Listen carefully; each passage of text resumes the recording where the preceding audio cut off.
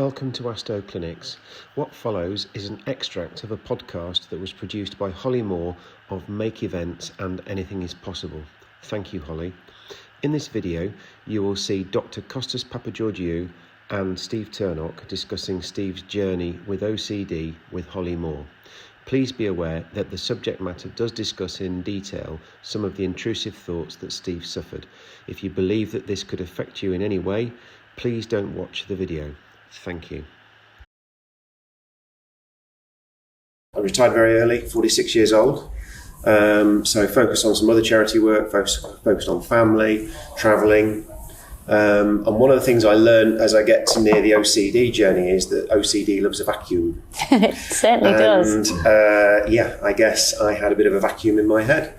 I'd had OCD since I was 6-7 years old, but sort of more that we might call them the mild forms, the sort of the rattling the doors and sort of the taps, but nothing debilitating, nothing that really put my life on hold, as it were. And I managed through. Life was normal, business was fine, until the spring of 2018, when I'm on holiday with my wife in Southeast Asia, and it's like the gates of hell opened. And I had no idea what was going on. None.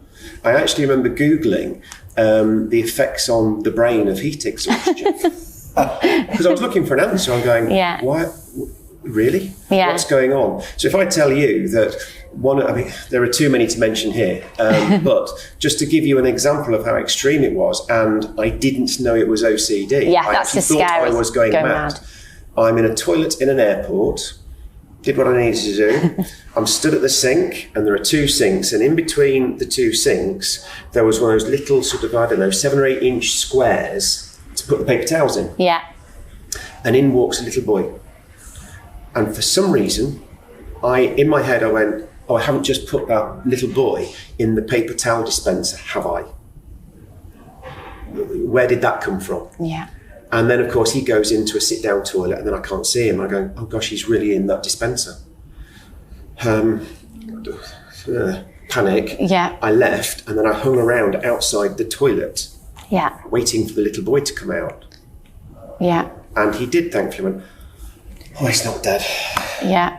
And you go, where did that come from? So it happened every single day, multiple times during that holiday for 5 weeks. Oh, horrendous. And I remember we were in a restaurant one night, because my other issue was being in a one-on-one space with somebody and the fear of, have I harmed them when I leave the space? Yeah. So I would go there was one particular time, which was one of the worst ones, went into a toilet, went into a cubicle, nobody in there. Yeah.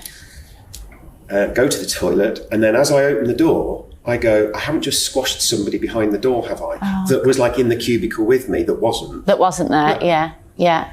And then it's, shut it, all of this going on. Yeah. I then wash my hands, then I go back into the cubicle and go, right, okay, and I'm looking around on the floor for a person lying there. Yeah. And I went back into the restaurant, and I'm sat there with Jane, and she goes, what's wrong? I said, I'm about to have a full-on meltdown panic attack. Please, can you go and check the toilet? And she says, for what? I said, can you just check there isn't a body on the floor in the toilet?